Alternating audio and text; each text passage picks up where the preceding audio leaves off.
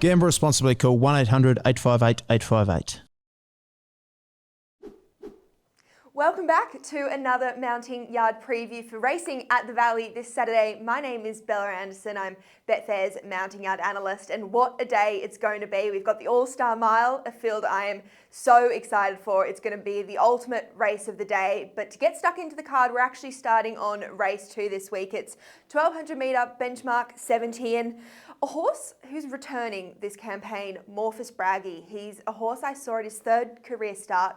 Pick of the yard, made him a horse to follow as well. Absolutely loved this horse from my first impression of him. He's a really lovely style, a galloper. He's got a great action on him. He was really fit 3rd up, but due to his frame, I think he's had 2 jump outs as well. So I think he's going to have enough race fitness under his belt. And at the current quote, 680, I think he looks a little bit over the odds, and I'm actually really keen to have a bet on Morphus Braggy. I haven't seen the 2 key market selects in her stride and Fearless Rider, but I'm really looking forward to seeing Morphus Braggy return, and I want to be on him first up.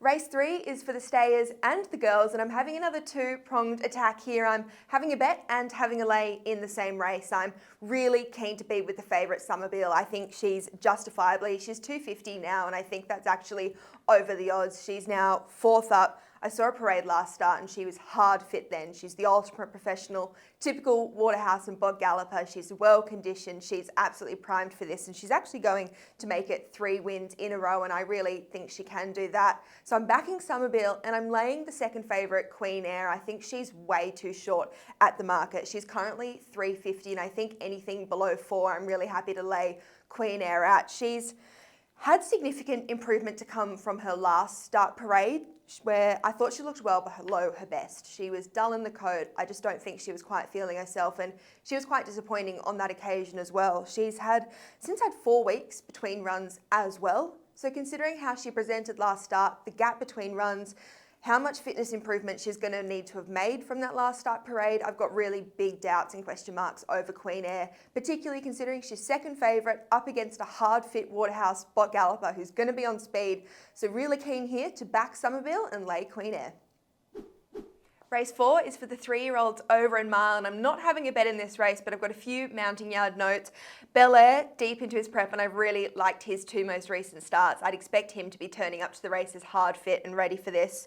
Russian Dancer, he's 4th up, and don't be worried if you see him having a little bit of a sweat in the mounting yard. It's very normal for him to get a little bit warm.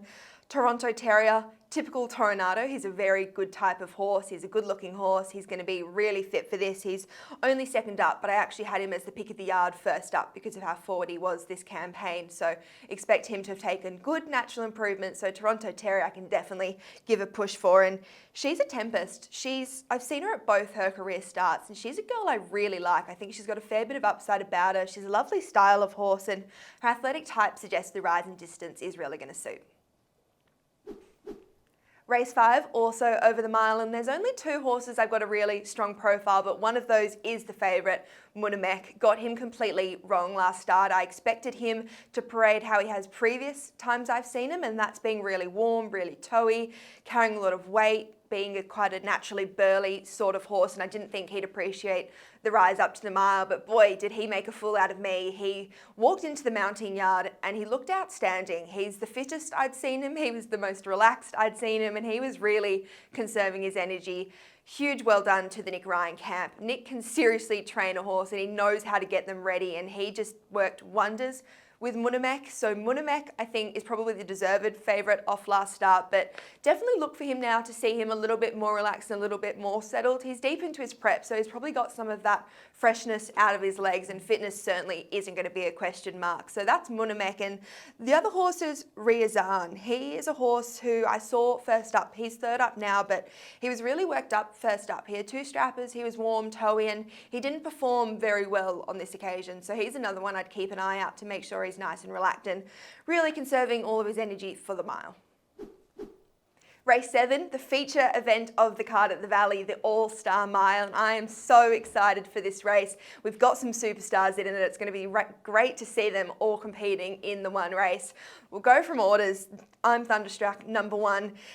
I haven't liked either of his parades this prep. He's taken a while to really come on. He's been getting really quite warm. He's been a little bit backwards in the code. He's been really holding onto his weight in excess conditions, but he is a horse that takes a few runs to really present at his peak. Every time I've seen him third up is when he looks absolutely outstanding. He often presents like a different kind of animal. He really comes on with those 2 runs under the belt, and I expect no different to be that on Saturday. I expect him to be presented at his peak, but I do want to see those improvements from him. That's a little asterisk there. I do want to see him being a little bit fitter, conserving his energy, being a little bit brighter on the coat, because I think he's going to need to have made those improvements in order to be able to turn the tables on a few of the other gallopers.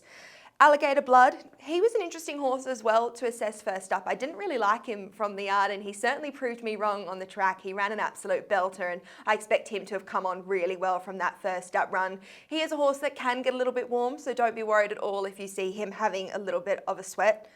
Mr. Brightside, he's also another horse that can get a little bit warm, but he doesn't certainly get overly warm. So you just want to see a little bit of a flank sweat, that's totally okay. But other than that, I've really liked the condition improvements Mr. Brightside's made throughout this prep, and third up, he's another one who's going to be hard fit and ready for this. And Gentleman Roy, even though he's a bit of an outsider in the market, I just wanted to touch on his Mounting Yard Parade. He's a horse that always looks outstanding. He's an absolute gentleman in the mounting yard. He really drops his head, walks around, he conserves all of his energy for the race and puts his best foot forward on the track. But last start I actually laid him. He was late into the mounting yard. He came in eventually and was a little bit toey. It just was completely out of character for Gentleman Roy, and I thought he raced a little bit flat. He obviously led and dropped off, I think, to finish 4th. You can correct me if I'm wrong, form's not my forte, but it was a really strange parade from Gentleman Roy. So I think on Saturday, if you're looking at backing Gentleman Roy, definitely make sure to see he's in the yard on time, he's relaxed and just being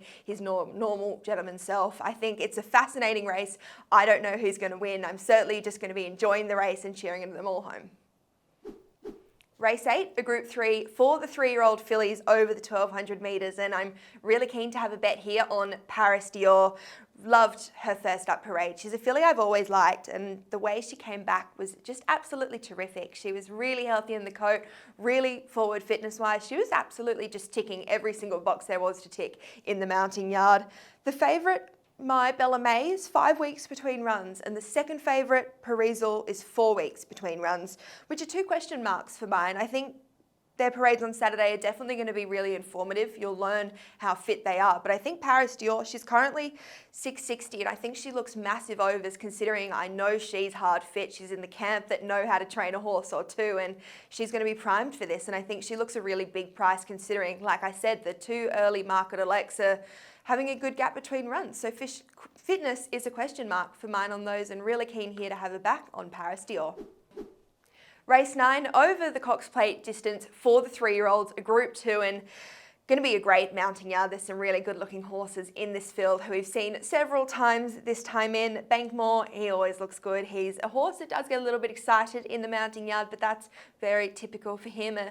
Amenable is a horse that parades pretty similarly. He also gets quite toey, quite warm, but he really runs well like this. It's very normal mannerisms for both these colts. In fact, Japanese Emperor, he's another one. He got really, really hot last start. It was the hottest I've ever seen him get, but he ran out of his skin. So don't be deterred if you see him relaxed or getting warm, because I've seen him do both and parade like that and run really well as well. So that's Japanese Emperor. And CS7, another one in the same boat. I actually laid him last start where he was really toey in the mounting yard. He was carrying a fair bit of weight on him, but he's another one. If you kind of pretty much forgive his unluck in running due to the nasty fall, he actually ran really well. So I think all of those gallopers I've just mentioned, don't be too concerned if you see them up and about in the mounting yard.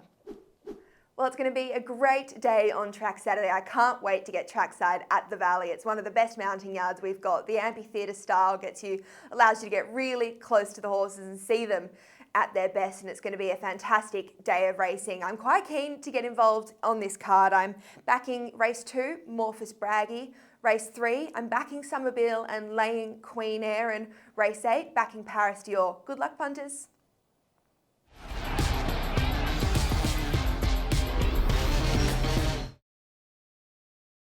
Think, is this a bet you really want to place?